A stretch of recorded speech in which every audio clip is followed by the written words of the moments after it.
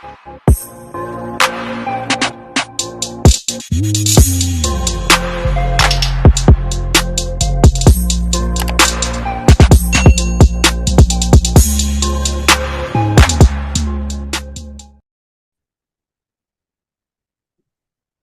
guys, balik lagi bareng saya Rapce Tarigan di Cogan Stock Podcast. Kali ini kita kedatangan tamu spesial Kak Kinan. Halo Kak Kinan, apa kabar?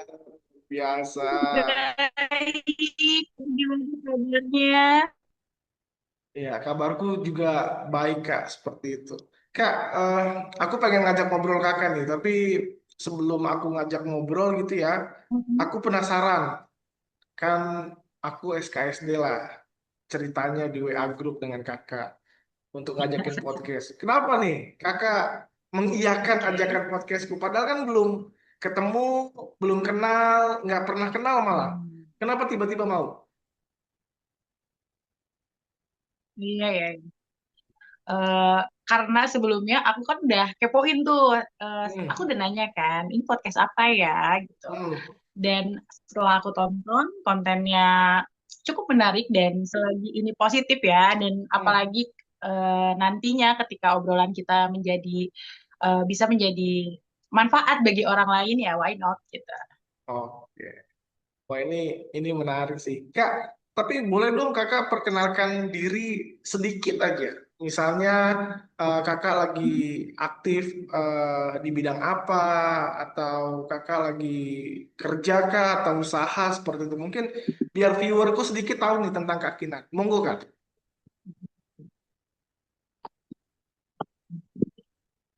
Hai, nama aku Kinan, umurku 29 tahun. Aku sekarang itu ibu rumah tangga dan menyambi sebagai content creator. Hobiku baking untuk Mm-mm. rilis stres aku. Dan ya udah sih, itu aja sih. Oke, wah ini menarik. Eh, Tadi kakak bilang konten kreator nih. Konten kreator nih maksudnya gimana? Apakah memang aktif di dalam dunia sosial atau hanya sekedar apa bikin konten tapi tidak jarang seperti itu? Coba kita share screen IG jadi. Aku aktif di sosial. By the way, kalau mau tahu nama IG-ku, @kinitnanik. Ya, Ya, @kin.itnanik IG-ku. ini dia IG-nya guys. Kalau mau di follow silahkan. 74,9 ribu follower. Gelo, banyak sekali nih. Mantap. Kenapa Sebenarnya tuh awal-awal ini masuk? IG lama aku tahu, karena nggak bukan IG lama. Eh, Kenapa pengen jadi konten Karena kreator, sebenarnya influencer menjadi kak? influencer, ya, ya. Sebenarnya tuh ini tuh nggak sengaja, karena diajak temen. Sebenarnya tuh ini IG lamaku, vakum. Kayak ini tuh IG tahun 2011, 2012 gitu. Karena dulunya aku Wow. adalah punya basic di modeling, ya jadi model beberapa distro di Bandung, and then beberapa cincin, aksesoris anak-anak motor. Ada mereknya zaman dulu tuh Eastern Wolf sama First Speed. Hmm? Dan banyak sih, banyak dulu yang ambil endorsean UMKM juga gitu, bantu UMKM sekitar. eh, dan setelah itu aku vakum 5 tahunan gitu. Wow. Dan temanku tuh sempet ngajak gini kayak, sayang banget ya IG-mu banyak followernya gitu. Mendingan digunain untuk kamu bikin konten, karena apalagi konten kan fleksibel ya waktunya. Jadi Hmm. terus aku bilang, aku sempet kepoin, and boleh juga ya gitu. Dan aku Hmm. cebur deh sekarang ke Oke. sini, ke dunia Wah influencer ini. ini menarik sih. Ah, tapi kesulitan jadi influencer tuh apa sih kak? Mungkin boleh sharing sedikit tantangannya. Eh, Sebenarnya kesulitannya itu adalah deadline klien ya.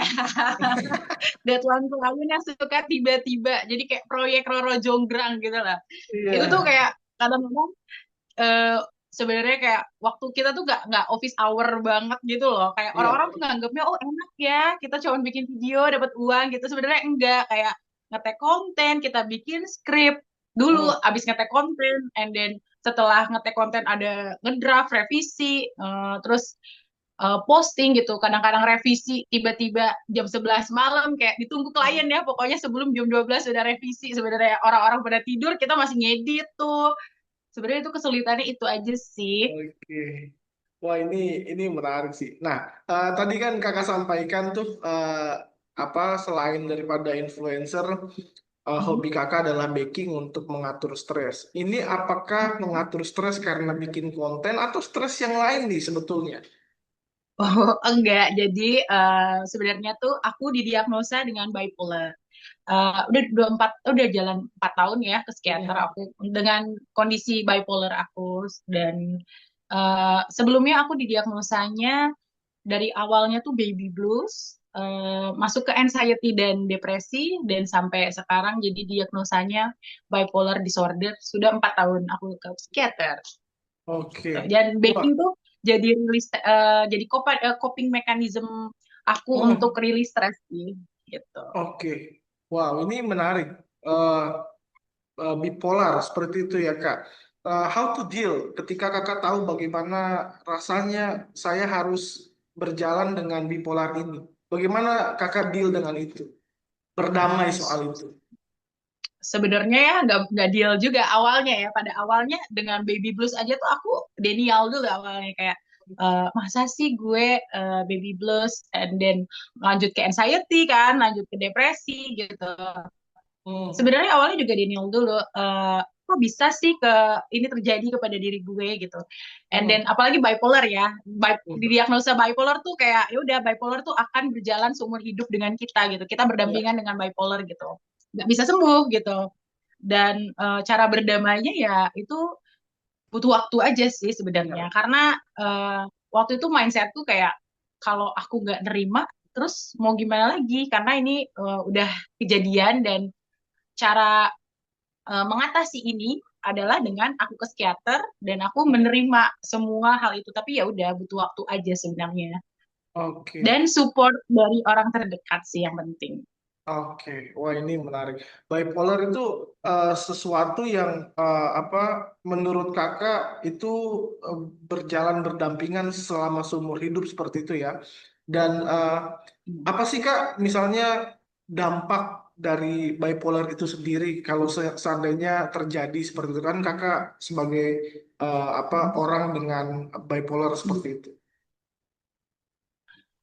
Sebenarnya sih dampaknya sih cuman ini aja sih, kayak orang lain tuh bisa berkehidupan secara normal ya. Fasenya Mhm. jadi kalau aku tuh gak bisa menjelaskan secara detail karena itu kan bukan kapasitasku ya. Aku bukan psikiater, aku bukan Mhm. psikolog. Jadi aku bisa menjelaskan dari pandanganku sebagai orang yang menderita bipolar disorder. Mhm. So, bipolar disorder itu sebenarnya tuh ada dua fase. Mhm. Jadi ada fase manik dan depresi. Ya. Sebenarnya kalau orang nanya bipolar tuh kayak gimana sih? Sebenarnya tuh kayak mood Mhm. swing, cuman ada fasenya tertentu gitu loh. Nah, fasenya itu ada depresi dan manik. Sulitnya dan dampaknya itu sebenarnya kalau ketika kita lagi di fase yang depresi, kita nggak jadi nggak produktif aja sih. Mhm. Fase depresi itu gimana sih? Eh, Kalau di aku terjadinya tuh jadi aku nggak produktif, Mhm. untuk bangun dari tempat tidur pun aku sulit gitu.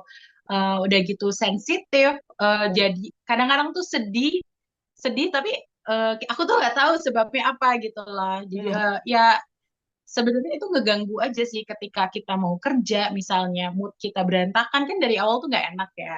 Dan Mhm. kalau di depresi tuh maunya tuh tidur aja. Tapi itu tergantung juga nih, di aku aja ada kejadiannya kalau pas depresi, kadang aku nggak bisa tidur karena cemas, kadang aku bisa tidur seharian nggak bangun gitu. Nah, kalau Mhm. di fase manic, sulitnya itu karena kita di manic itu jadi kita tuh over happy-nya tuh over gitu loh, dan Ya. kita tuh ngerasa tuh energi kita tuh terlalu banyak gitu, Ya. berlebihan. Kalau di aku tuh sempet sampai 3 hari nggak tidur, akhirnya dibawa ke UGD karena Mhm. Mhm.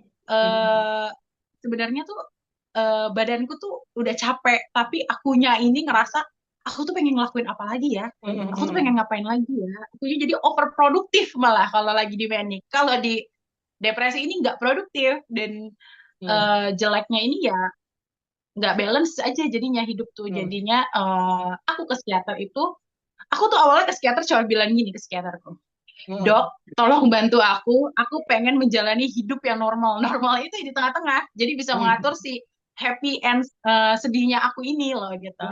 Dan untuk sekarang sih so far aku bisa berjalan dengan baik dengan hal itu. Jadi ketika aku tuh udah kayak merasa udah tahu alarm badan aku tuh kayak ketika aku mau sedih atau mau seneng tuh aku udah bisa kontrol itu. Jadi kalau udah mau sedih nih aku bisa ngerem itu.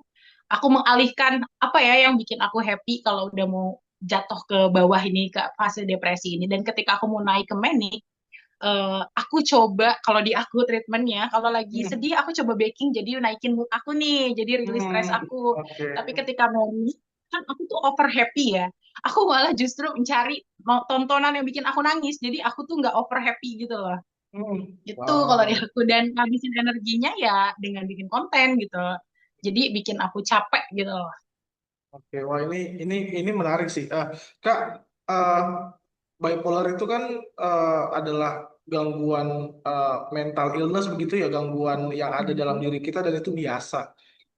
Tapi kan Mhm. stigma masyarakat kan akhirnya menganggap bahwa bipolar itu sesuatu yang dalam tanda kutip aneh seperti itu. Apakah kakak juga mengalami Mhm. stigma itu dalam lingkungan masyarakat ataupun dalam lingkungan Mhm. keluarga?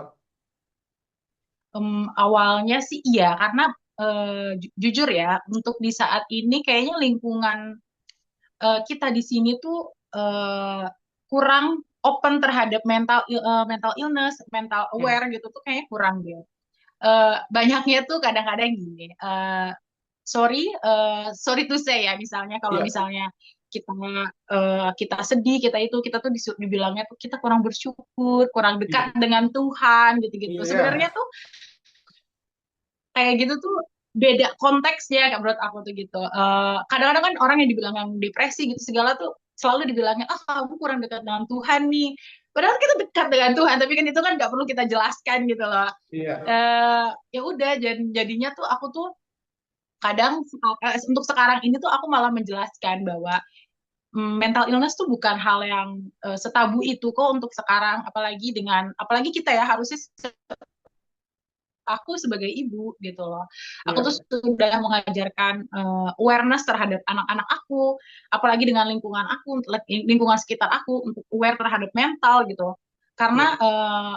aku tuh nggak mau apa yang aku alami dialami orang lain juga gitu loh. Hmm. Sebenarnya sih nggak mau ya, karena jadi Iya. mendingan karena aku tuh dulu kurang apa ya, kurang education tentang mental gitu loh. Aku tuh kurang gitu loh. Lingkungan aku tuh nggak nge-support terhadap mental awareness gitu. Jadi aku tuh udah jatuh terlalu dalam gitu loh. Ini tuh lama gitu loh. Sebenarnya pun kalau Hmm. mungkin ya, mungkin kalau sebelumnya aku tuh bisa eh, menjaga sebelumnya dari sampai jatuh sekarang, terus mungkin bisa aja aku cuman anxiety dan depresi. Dan kalau anxiety dan depresi itu bisa sembuh karena sebenarnya kalau anxiety dan depresi itu kan ada penyebabnya gitu loh. Kalau dikorek lagi itu pasti ada penyebabnya dan kalau penyebabnya hilang, ya itu tuh bisa hilang sebenarnya. Kalau di anxiety dan depresi. Nah, kalau rata-rata biasanya kalau orang yang sudah terlalu lama anxiety dan depresi dan mereka nggak aware, nah bisa kayak aku nih, jadi kayak udah Hmm. terlalu dalam karena nggak diobatin gitu. Jadinya bisa jadi bipolar atau BPD. Dan kalau bipolar dan BPD itu bisa menyerangnya tuh, ya bukan menyerang ya, kita tuh harus mengalaminya, harus deal with that gitu. Kita hidup Iya. selama seumur hidup bareng BPD dan bipolar gitu. Iya. Oke, wah ini menarik Kak. Kak, waktu Kakak mendapatkan dalam tanda kutip stigma gitu ya, dibilang Mhm. tidak Mhm. beragama, tidak dekat dengan Tuhan. Perasaan Kakak di awal tuh Mhm. gimana sih? Maksudnya ini anggota keluarga sendiri loh yang ngomong dan Oh, oh, iya, kayaknya iya, iya, iya. dibilang nggak beragama, nggak dekat dengan Tuhan tuh gimana perasaan di awal pada saat mendengar itu? Ya sedih sih karena ngerasa kayak sebenarnya kan untuk masalah agama kan itu urusan kita pribadi masing-masing ya. Sebenarnya nggak perlu kita menjelaskan kepada orang lain sedekat apa dengan kita dengan Tuhan atau bagaimanapun gitu loh. Nah, dan ketika sebenarnya kan kalau masalah mental ini kan pasti ada penyebabnya, ada trauma-trauma tersendiri dulunya. Mungkin di Hmm. aku traumanya sudah menumpuk banyak, jadinya Iya. menyebabkan hal ini gitu loh. Dan aku tuh happy-nya ketika aku sudah akhirnya aku sudah dealing sama diri aku untuk nggak untuk menerima dengan kondisi mental aku. aku tuh membawa awareness juga kepada keluarga aku dan sekitar aku gitu loh. Hmm. Dan akhirnya sekitarku pun oh iya ya sebenarnya kita tuh punya trauma masing-masing dan itu tuh sebenarnya bukan semata-mata gara-gara kita kurang dekat dengan Tuhan, kita kurang kurang bersyukur, kita kurang ikhlas gitu bukan gitu. Tapi ya emang untuk trauma di diri kita masing-masing tuh emang emang harus disembuhkan gitu loh. Hmm. Itu sih Oke. sebenarnya. Wah, ini menarik. Apakah kemudian Kak, bipolar itu Mhm. terkait juga dengan inner child kita yang waktu kecil kita tidak berdamai pada masa kecil atau masa lalu seperti itu. Apakah itu juga berkaitan soal itu sehingga terjadi bipolar?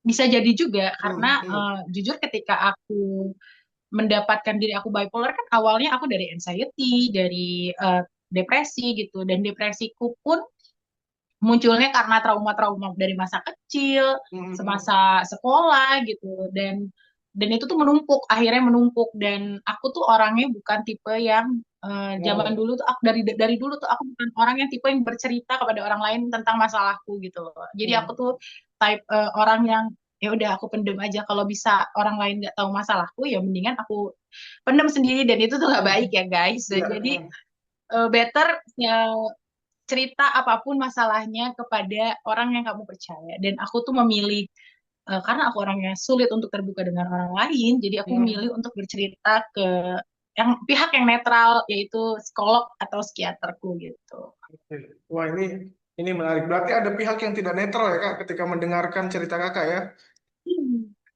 Betul, karena kan pribadi masing-masing justru pasti nggak mungkin ya, nggak mungkin pasti ada bias nggak sih? Iya, Kalau betul. misalnya misalnya aku cerita ke pihak A, ternyata di Iya. belakangnya pihak A ternyata nggak mendukung atau nggak sependapat denganku dan tiba-tiba dia ngomong ke orang lain lagi, ke orang lain lagi dan menurutku tuh nggak bijak kan dengan hal itu dan aku tuh makanya menghindari untuk cerita kepada orang lain tuh gitu dan makanya aku untuk memilih cerita dengan psikiater atau psikolog kan menurutku dia kan netral ya dia Iya, netral betul. dan gak ada bias dan mereka tuh nggak judging juga kan. Betul. Dulu tuh aku cerita, dulu awalnya tuh aku cerita kepada temanku misalnya, aduh kok Hmm. aku gini ya keadaanku gini ya, gini gini gini ya, ya yang tadi aku bilang pihak-pihak terdekat tuh awalnya tuh ya judgingnya ya, ya kamu tuh kurang bersyukur, kamu kurang ikhlas, kamu kurang dekat dengan Tuhan gitu-gitu ya, Hmm. stigma-stigma kayak gitu tuh masih ada Iya. di sekitar kita mungkin ya karena belum banyak Iya. orang yang open dengan mental aware ini sih. Iya. Karena kita kan negara ketimuran ya, dan nggak tahu ya Iya, negara betul. ketimuran identik dengan sesuatu yang eh, spiritual, tapi juga kalau kata kata apa tulisannya logika mistika siapa sih itu yang bilang, aduh aku lupa lagi, dia bilang bahwa tuh Negara wah kita ini tuh apa-apa terlalu banyak disangkutkan dengan agama ya, gitu. iya kayak gitu. Jadi apa ya, akhirnya kita jadi nggak bertumbuh untuk peduli terhadap kesehatan mental dan yang lain sebagainya kayak gitu. Ya, orang beragama juga banyak yang mental illness sebenarnya, cuman kan karena mereka harus Iya. menjaga menjaga apa menjaga kerahasiaan itu bahwa mereka mental illness. Sebenarnya orang-orang Mhm. beragama juga atau orang pemuka agama juga mental illnessnya banyak Mhm. kayak gitu karena tekanan Iya, moral, iya. tekanan tekanan Apalagi mereka masyarakat punya juga. jabatan misalnya ya, sebenarnya gitu Iya, ya. seperti itu. Dan Wah ini, mental illness ini kan juga sebenarnya kan banyak tipenya ya kan. iya betul. NPD aja tuh termasuk narsistik aja tuh termasuk mental illness loh. Banyak Iya, kata psikiaterku yang sudah 4 tahun bersama aku, mereka tuh banyak beliau itu banyak menghadapi orang narsistik NPD, orang yang didiagnos dengan NPD dan itu rata-rata laki-laki. Rata-rata NPD-nya itu di ini dan itu tuh rata-rata dengan rata-rata kata beliau itu tuh mereka yang didiagnos dengan NPD itu rata-rata usia yang sudah 30 plus plus di atas iya. 30 tahun gitu loh. Mhm. Iya. Dan yang membawa mereka rata-rata yang membawa mereka ke psikiater yang orang yang dengan NPD itu adalah pasangannya. Karena merasa, wah nggak bisa nih kita hidup dengan Iya, MPD kayak gini. Dan eh, menurut psikiaterku juga, orang yang dengan mental illness, orang yang dengan mental yang mengidap mental illness tersulit disembuhkan ya. Bukan. Kalau kalau aku tuh bipolar itu nggak bisa disembuhkan, tapi bisanya dikontrol. iya Nah, betul. kalau NPD itu susah untuk disembuhkan karena rata-rata tuh mereka tuh masih menolak damai dengan diri mereka sendiri gitu loh. Oke. Wah, ini menarik sih. Kak, mungkin karena sisa Zoom kita tinggal 10 menit karena Zoomku Oke. belum Zoom Pro seperti itu. Mungkin Oke. terakhir pesan pesan Kakak buat orang-orang yang mendengarkan ini secara khusus, pandangan orang tentang apa bipolar ini, mungkin Kakak ada pesan buat orang-orang yang mendengarkan podcast ini. Monggo, Kak. Oke. Pesanku sih terima semua keadaan diri kita ya. Kalau nggak diri kita sendiri yang menerima keadaan diri kita gitu dan mencintai diri kita sendiri, siapa lagi gitu. Dan orang-orang di sekitar kita tuh cuma hanya bisa mensupport gitu loh. Dan menurutku aku sih secara bangga ya bilang bahwa nggak apa-apa kok kita punya bipolar, asal diri kita bisa mengatur itu dan nggak perlu malu gitu loh kalau kalian menderita mental illness gitu loh. Karena sekarang tuh banyak juga komunitas-komunitas yang kita saling dukung gitu loh Ya. sesama penderita mental illness ini. Oke. Wah, ini menarik ya. Berarti memang mulai dari lingkungan terkecil, keluarga, kalau bagi yang sudah menikah, keluarga terkecil, suami atau istri, begitu ya. Oke, Hmm, wah ini betul. menarik. Kak Kinan, terima kasih banyak sudah ngobrol bareng Mhm. aku di podcastku. Semoga apa yang kita percakapkan ini menjadi sesuatu yang dapat dipelajari oleh orang, secara khusus juga buat orang-orang yang sama, dalam artian mengalami Mhm. orang dengan bipolar seperti itu. Jangan sampai mereka berpikir bahwa mereka bipolar terus mereka terasingkan. Nah, ini kan yang bahaya nih Iya, kayak gitu. iya betul. Alienasi Jangan ini yang sampai berbahaya kita yang kayak gitu. struggling dengan mental illness ini merasa terkucilkan ya, karena Iya, sebenarnya banyak kok orang dengan yang menderita mental illness ini dan so nggak apa-apa. Apalagi kalau kita sudah menerima dengan iya, kondisi kita, kita ke psikiater, kamu keren kok, kalian keren iya, kok, karena kalian betul, sudah berdamai dengan diri kalian sendiri. betul. Wah, ini menarik. Kak, terima kasih banyak sudah ngobrol di podcastku, dan ini menjadi pembelajaran juga buatku tentunya ya. Siapa tahu juga aku punya mental illness, cuman kan ini karena belum dicek aja kan begitu ya.